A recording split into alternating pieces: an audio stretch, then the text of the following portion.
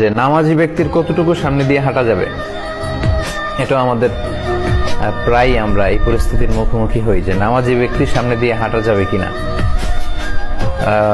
এক্ষেত্রে উত্তর হচ্ছে, জামাত চলাকালীন সময়ে ইমাম সাহেবের সামনে যদি সূত্রা থাকে, ব্যারিয়ার থাকে, তাহলে মুসল্লিদের সামনে দিয়ে হাঁটা চলা করতে সমস্যা নেই, প্রয়োজন নেই। কারণ সূত্রাতুল ইমাম এই সূত্রাতুল মুসল্লি, ইমামের সূত্রাতেই মুসল্লিদের সূত্রা হয়ে যায়।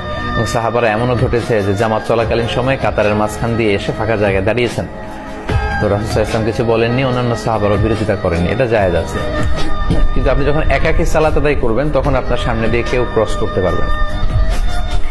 এবং এটি এত বড় গুনাহের কাজ, কারণ বান্দা যখন সালাত পড়ে ইউনাজি রব্বাহ, সে তার রবের সাথে গোপন আলাপ করে, কথা বলে, যদিও অনেকে আমরা এটা ফিল করি না। তো সেই সময় আপনি